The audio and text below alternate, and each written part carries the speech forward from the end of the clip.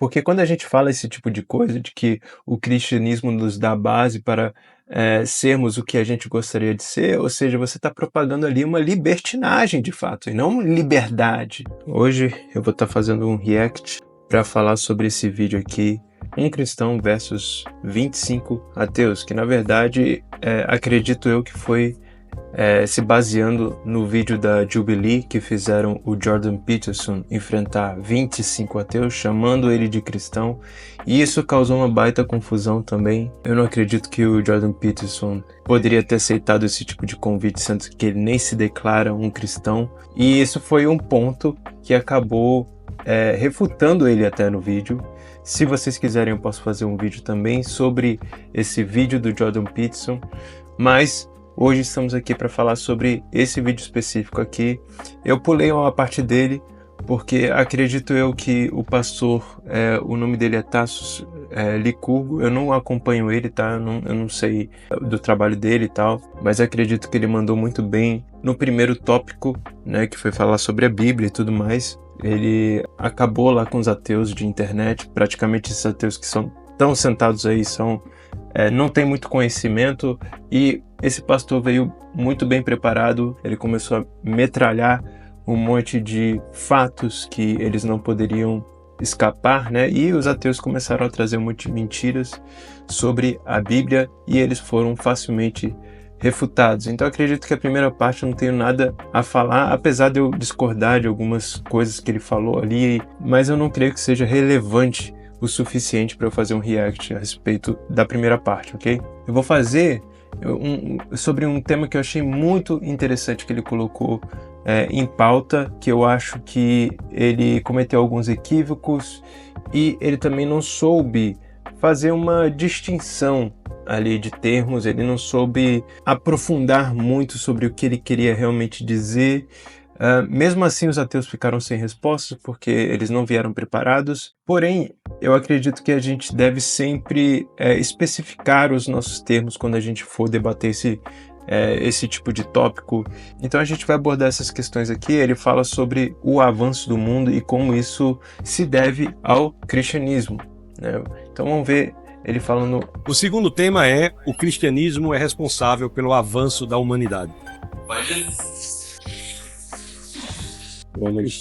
Cristiano. Agora, alguma coisa está errada porque o nome do irmão é Cristiano, velho. Bom, eu discordo completamente, absolutamente, pelo fato de que eu não acho que o cristianismo seja responsável pelo avanço da humanidade, muito pelo contrário. Existe algo de retrógrado nesse sentido. Eu confio muito na ciência, na verdade. De acordo com a nossa conversa, qual a narrativa que o senhor teria em relação a isso? Esse argumento ateísta, né, de tipo, eu confio na ciência, eu acho isso cômico, né? Eles não fazem a menor ideia de onde a ciência veio justamente dos porquês da vida, né? Os porquês que justamente foram gerados pela religião. Isso teve ali o início no cristianismo, né? Uma das bases do cristianismo é justamente isso. Aliás, o primeiro livro da Bíblia a gente vê isso, né? Quando se fala de Adão, ele analisando todas as espécies, né? Ele analisando o mundo ali, ele viveu mais de 900 anos, né? Fazendo isso. Ou seja, ele foi um grande biólogo nesse sentido, um grande cientista também. Ele adquiriu muita sabedoria e acredita até mais do que muitos que se dizem ateus hoje em dia. Processo de desenvolvimento da humanidade em cima do cristianismo. Se o senhor quiser falar em relação à ciência, nós podemos falar em relação à ciência, ou talvez em outras áreas. Mas só em relação à ciência, para o senhor ter uma ideia, a ciência moderna, ela só aparece de forma relevante em países de matriz cristã. As maiores e melhores universidades do mundo foram iniciadas como escolas de discípulos cristãos. Eu vou citar alguns exemplos: Harvard, Princeton, Yale, Cambridge. Se eu ter uma ideia. Então, vamos lá. Aqui já dá para a gente começar a avaliar um pouco os argumentos que ele faz. Eu acredito que ele tem razão nesse aspecto de que houve sim esse grande avanço na humanidade por causa do cristianismo, por causa da ciência que foi gerada através do cristianismo, certo? Para esse ateu aqui todinho, provavelmente, ele acredita que a ciência e a religião não se unem, né? São coisas que se contradizem. né? E esse é um argumento, assim, sei lá, dos anos 80, dos anos 90, que já cansou de ser refutado, né? Mas, enfim, o que o pastor Tasso está falando aí é que ele está pressupondo aqui que o mesmo cristianismo que construiu civilizações é o mesmo de hoje em dia. E ele não podia estar mais enganado, porque esse que é o problema, né? É claro que o cristianismo fez todas essas coisas, mas aqui a gente está falando de homens que propagaram um cristianismo completamente diferente do que temos hoje em dia, né? A gente está falando de puritanos, a gente está falando de covenanters, dos reformadores que criaram essas civilizações cristãs na lei de Deus, né? Hoje em dia a gente tem um cristianismo muito fraco. Os cristãos de hoje não são inteligentes, e aqui eu me incluo, né, nessa sacola aí de cristãos, né? Eles não são tão inteligentes como os homens do passado. Eles não pensam em fazer ciência. Eles não pensam biblicamente sobre política, né? A gente não lê nem 5% do que esses homens liam antigamente, em vários sentidos, né? Quando a gente fala sobre filosofia, política, sobre justiça, sobre religião, a gente não faz essas coisas mais. Então, assim, ele jogar esse argumento contra os ateus que estão lá, parece que ele dá a entender que o cristianismo de hoje é o mesmo de ontem, mas isso está muito longe da verdade, né? A gente precisa orar bastante, aliás, orar muito mais para chegarmos ao nível da vida piedosa que esses homens tinham, certo? Então o cristianismo de hoje é relativista, é fraco. Hoje a gente tem uma espécie de evangelicalismo, né? Pentecostalismo, né? Que é muito fraco nos seus estudos e também na sua força de tentar construir alguma coisa. Hoje não temos isso. O lema original da Universidade de Harvard, que é a maior e melhor universidade do mundo, é verdade para Cristo e a Igreja. Então, a ciência se desenvolve também diante de uma perspectiva, de um pano de fundo filosófico que é judaico-cristão. Qual é o pano de fundo filosófico? Esse termo judaico-cristão, tem que falar logo cristão, né? Não existe neutralidade. Até o que a gente considera hoje aqueles que são conservadores, né? Até eles na academia abraçam a teologia liberal, né? Eu falei sobre isso no meu último react que eu fiz do pastor Paulo Wong, dizendo que o livro de Marcos, né, o final do livro de Marcos não é inspirado. Eu fiz um react a isso, vou deixar no cartãozinho aqui para vocês verem. Mas enfim, novamente, ele está pressupondo ali que o cristianismo permanece o mesmo, sendo que ele teve várias mudanças, né?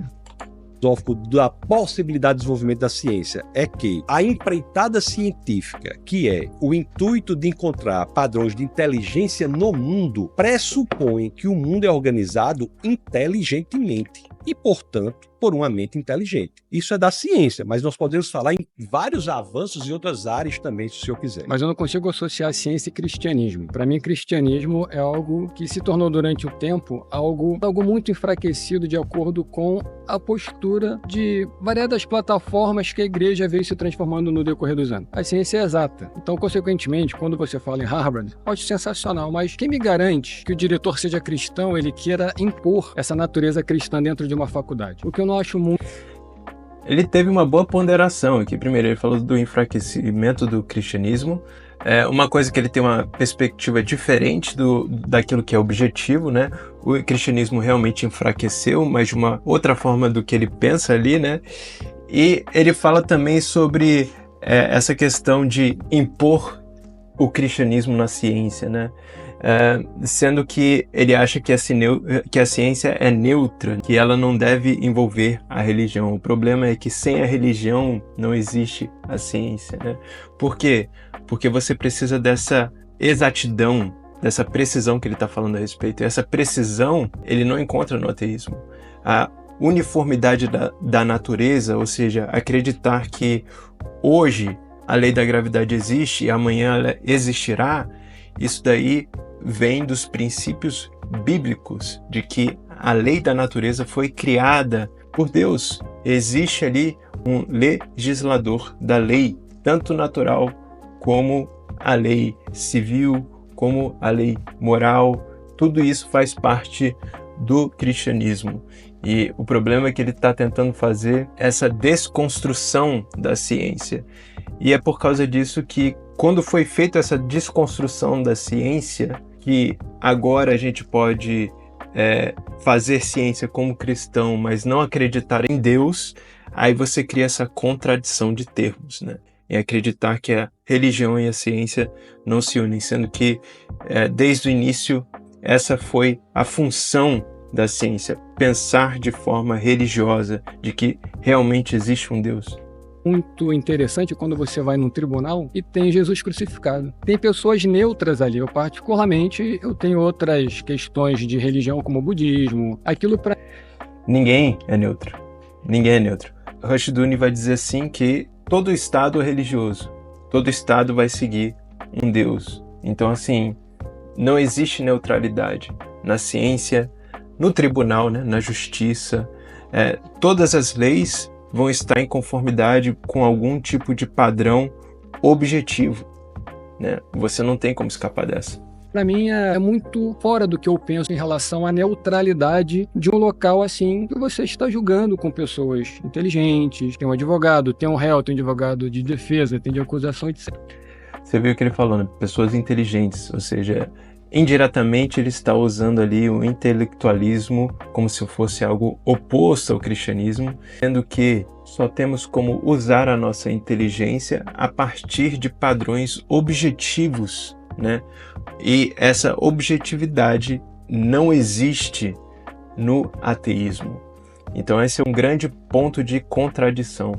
Você não tem como, por exemplo, acreditar que existe uma moralidade objetiva, né? O consenso da sociedade, por exemplo, é uma coisa que reina no ateísmo. Alguns conceitos antigos eram certos para aquele tempo e hoje outros conceitos são certos para o nosso tempo. O problema é que isso gera uma relatividade. Começam a relativizar a razão, a moral e tudo que existe no ateísmo, porque eles não têm raízes na objetividade das coisas, porque não existe um ser objetivo, não existe Deus para controlar todas essas coisas, para legislar todas essas coisas. Então, assim, existe uma tendência, na verdade, existe uma atitude tendenciosa em relação à sociedade para nos impor o cristianismo. Assim como existe também uma tendência dos ateus de imporem o seu ateísmo. O que me parece, nós analisarmos as evidências. As universidades públicas hoje, você pode fazer qualquer manifestação religiosa sem muito problema. Mas se for fazer alguma manifestação do ponto de vista cristão, haverá dificuldades a serem enfrentadas. Mesmo que nós vivamos em um país que é, em sua grande maioria, cristão. Nós temos aqui nas universidades, que foi por onde o senhor começou falando, uma predominância anticristã. Isso é dado. E digo mais, o Estado laico é uma conquista do cristianismo. Lutero... Falso. Tem cartas escritas à princesa da Saxônia defendendo que o homem deveria ser livre para ensinar por qualquer livro, inclusive a Bíblia.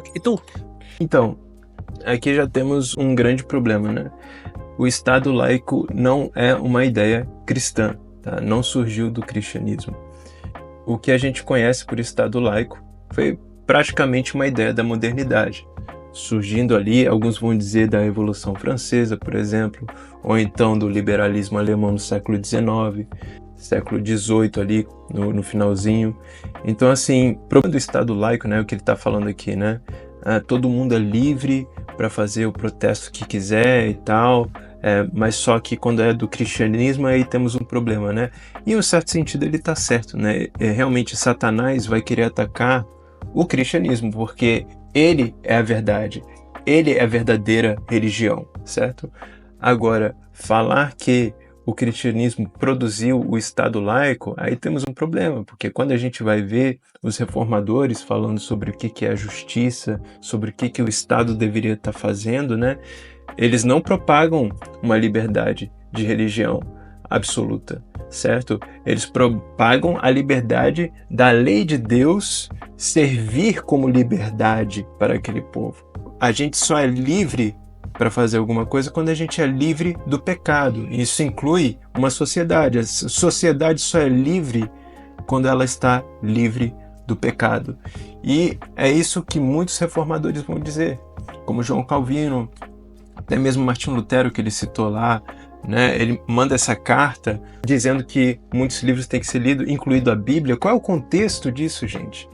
Naquela época, ninguém poderia ler a Bíblia, a não ser a liderança da sua igreja, né? E o povo deveria confiar naquela missa que era em latim e tudo mais, e que só a igreja tinha a interpretação correta da palavra, que ninguém poderia chegar lá e contestar isso, certo? Esse que é o contexto de Martinho Lutero. E eu não estou falando aqui que a gente deve ter uma interpretação privada, né, no caso, né? O protestantismo também foi contrário a esse tipo de pensamento. Então, quando Lutero fala para incluir a Bíblia, e alguns vão dizer até que ele foi um dos primeiros que veio com essa ideia de criar esse sistema público de estudo da Bíblia, por exemplo, ele não está falando, por exemplo, assim, que os muçulmanos também deveriam ter o seu momento ali de estar presente no ambiente público e de expor o Islã, né? Ele não está dizendo isso. Mas o que acontecia naquele tempo? Muitos livros de filosofia eram apresentados na academia, muitos livros de história eram apresentados na academia, mas ele queria incluir a Bíblia para que todo mundo tivesse esse conhecimento religioso mais profundo e não apenas depender do ambiente eclesiástico para aquilo, mas que ele queria tornar o cristianismo como uma fonte de um estudo mais profundo. Por isso que ele sugeriu essa parte de estudo religiosa apontando diretamente para a Bíblia. Então, quando a gente introduz um anacronismo, pensando que o cristianismo de hoje, né, que acredita nesse Estado laico, nessa liberdade tão ampla de religiões, onde heresias podem ser pregadas dentro e fora da igreja, aí a gente tem um problema, aí a gente entra em contradição, porque quando a gente vai procurar essas ideias modernas, a gente percebe que temos duas coisas. Primeiro, os cristãos, os reformadores, os puritanos, os covenantes não acreditavam nesse tipo de coisa. E em segundo lugar, quem acreditava nesse tipo de coisa eram os ímpios. Tanto que não foi à toa que quando a Confissão de Westminster foi mudada no seu capítulo 23, e a partir dali eles acreditavam que todas as religiões deveriam ser aceitas, quando falamos do magistrado civil, que muitas heresias, que muitas falsas religiões surgiram naquele mesmo período. Foi uma coisa que foi paralela, né? A modernidade já estava forçando a igreja a acreditar naquele tipo de coisa, e por causa disso houve essa mudança na Confissão de Fé de Westminster nos Estados Unidos, e por causa disso surgiram a Testemunha de Jeová, os Mormons e vários outros tipos de heresias. E essas mudanças aconteceram muito tarde na história do cristianismo, né? Então, ou seja, a maioria, o cristianismo de verdade que realmente deu fundamento à ciência, a construções de nações cristãs, não é o mesmo cristianismo de hoje em dia. O problema do Estado laico é que ele vai concluir que Jesus Cristo tem a mesma influência e importância que Satanás. Se a gente for ver de uma perspectiva objetiva, bíblica, quando a gente analisa esse conteúdo do Estado laico, é basicamente isso. A gente está dizendo que o cristianismo tem que ter o mesmo tipo de poder, o mesmo tipo de regra, o mesmo tipo de aceitação das outras religiões. Mas a gente acredita como cristão que essas outras religiões são falsas. Elas não fazem parte da Bíblia, elas não são bíblicas. Logo, a gente pode entender que quando a gente está querendo esse Estado laico, que é justamente isso. A gente está querendo comparar Jesus Cristo, colocar ele de igual para igual com Satanás. Porque Satanás, ele é que cria essas heresias. Ele é que propaga essas heresias, ele que cria essas distorções do cristianismo e até mesmo distorções religiosas, né? De fato, ele cria essas religiões falsas. Então a gente está fazendo isso, comparando Cristo com Satanás. O infanticídio, enaltecimento do tratamento da mulher, se você quiser. Jesus Cristo, quando trata com a mulher samaritana, enaltece a condição da mulher. Interessante quando o senhor fala em mulher, por exemplo. Faz parte realmente do desenvolvimento da humanidade, porque a igreja, ela força o não uso da camisinha, que é algo absurdamente necessário. Se tiver um estupro, por exemplo, a criança nascer, a igreja força com que a família fique com aquela criança, mesmo que seja indesejada. Desenvolvimento tem na sociedade em relação a isso. Eu acho que é um retrógrado completo. Não há nada nas escrituras que nos digam que nós devemos forçar uma família a ficar com uma criança. O que nós devemos defender enquanto cristãos é que nós não devemos matar um bebê intrauterino, ainda mais quando ele não tem a menor condição de defesa. Essa é a grande questão. Ter o filho e dar para adoção não é crime no Brasil. Agora, eu discordo respeitosamente do senhor dizer que a igreja força. A igreja não força ninguém. A igreja orienta, porque o valor do ser humano é intrínseco. Isso graças ao que as escrituras dizem em Gênesis capítulo 1, verso 27. Inclusive, todos os sistemas de direito natural do mundo têm como base a ideia de que o homem é feito à imagem e semelhança de Deus. Ele acerta, sim, parcialmente aqui no que ele fala. Acredito que ele calou muito bem o ateu aqui, apontando para o fato de que o aborto é realmente assassinato, é matar ali uma pessoa, né? Ele fez isso muito bem. Agora você vê novamente essa distinção, né, que a gente pode fazer do antigo cristianismo e do cristianismo de hoje, que é procurar não ofender as pessoas, né? O cristianismo de antigamente era muito mais enfático de que vai que acontece que realmente exista ali um bebê fora do casamento porque foi algum tipo de abuso, alguma coisa assim. Não era meramente uma orientação. Claro que a igreja orienta, mas eles enfatizavam na lei de Deus de que a gente deveria cuidar daquele bebê de alguma forma, né? E eu acho que se ele colocasse dessa forma seria melhor, né? A lei de Deus comanda realmente. É um comando, é um mandamento a gente cuidar daquela vida, sendo que a gente faça isso dentro da família ou fora dela. Colocar dessa forma seria melhor. A ideia provém da ideia judaico-cristã, Gênesis 1:27, que o homem foi feito à imagem e semelhança do seu e, portanto, tem valor intrínseco, ele tem dignidade. Matar uma criança intrauterina é tratá-la como coisa, é extrair dela a dignidade que é inerente a ela, é fazer dela. Tá aí outra contradição no próprio ateísmo, né? Porque muitas pessoas ateístas dizem que elas são dignas de algo, que elas são dignas de viver, né? Que elas têm essa dignidade intrínseca, mas elas não conseguem justificar isso através do ateísmo, porque o ateísmo é meramente algo aleatório, né?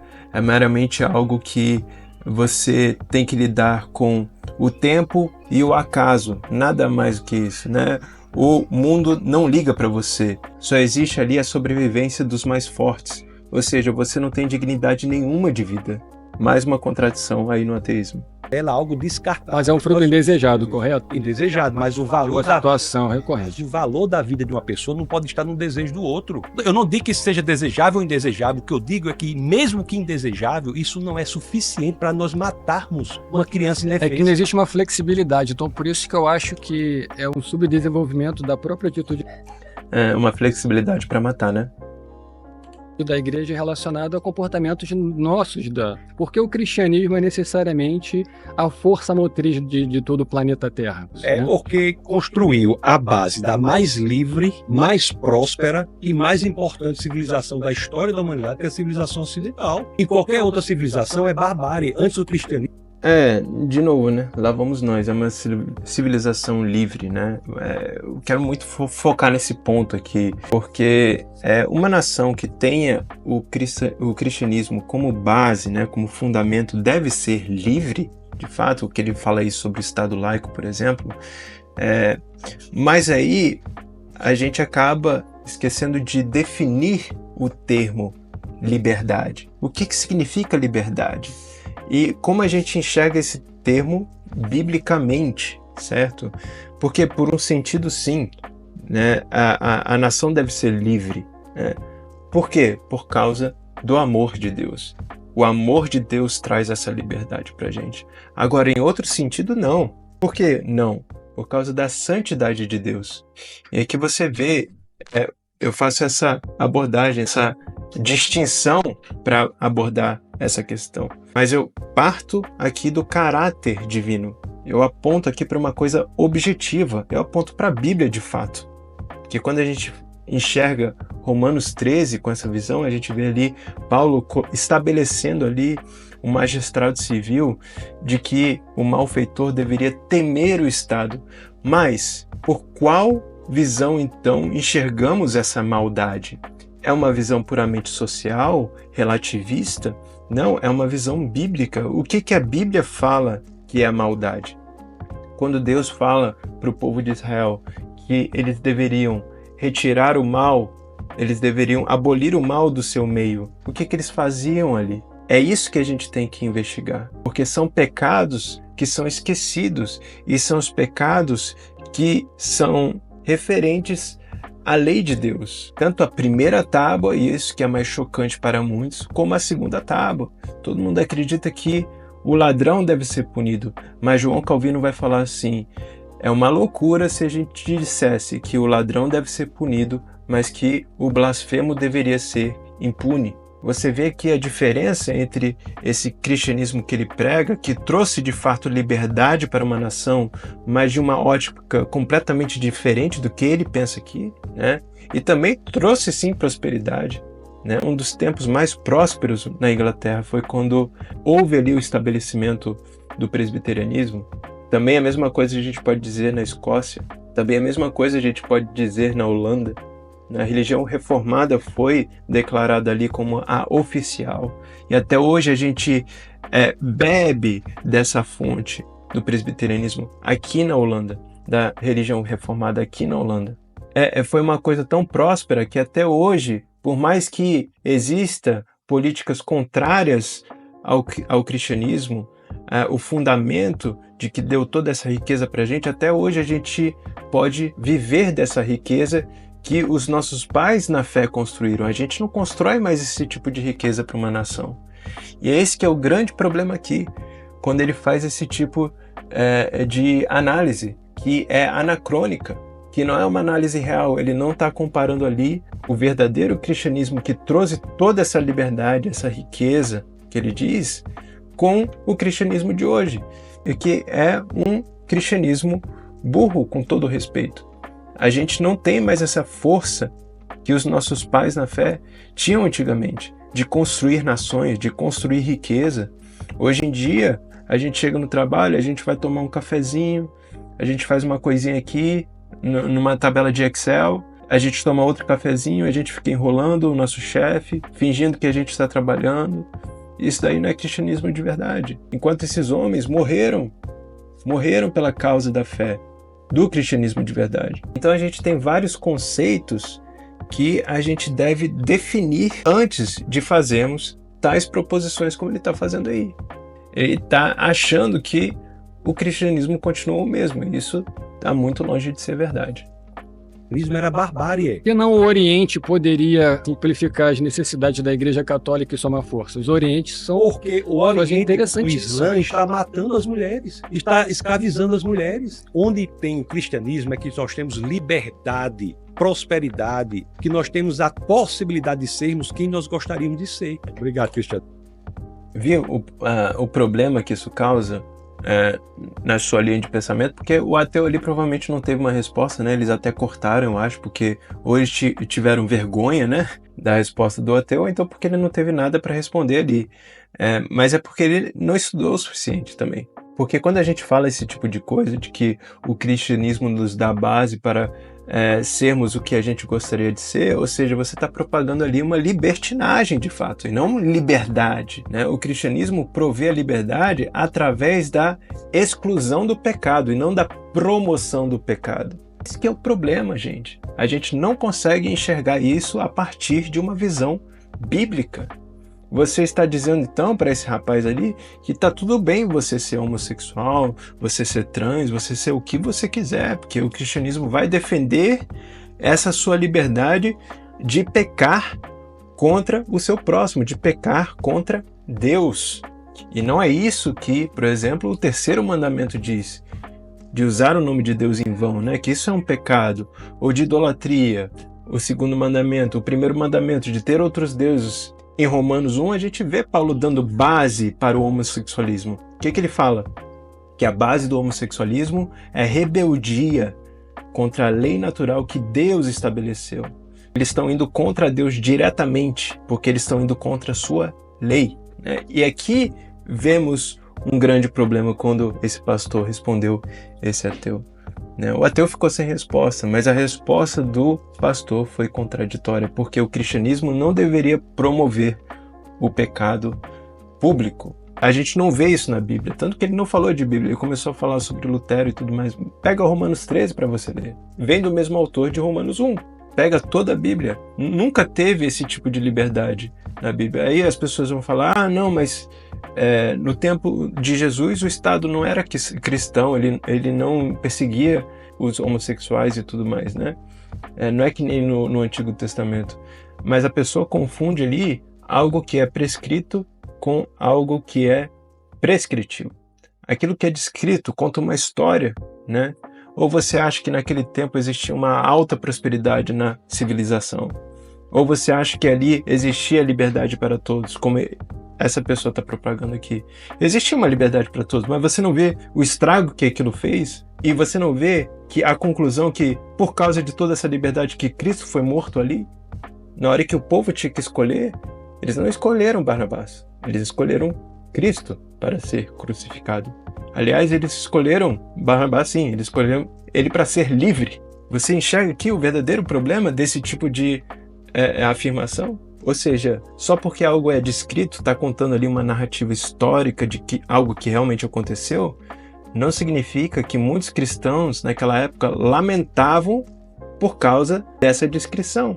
Lamentavam por causa que existia sim esse tipo de liberdade perversa ao ponto de crucificarem a Cristo. Quanto mais liberdade, libertinagem exista, mais coisas teremos contra o cristianismo. E o contrário também é verdade. Quanto mais liberdade bíblica tivermos, mais iremos prosperar como uma nação, mais liberdade, verdadeira liberdade teremos em Cristo Jesus como uma nação. Não foi à toa que Genebra prosperou. Não foi à toa que a Holanda prosperou, a Escócia, a Suíça. Não foi à toa. Foi o cristianismo.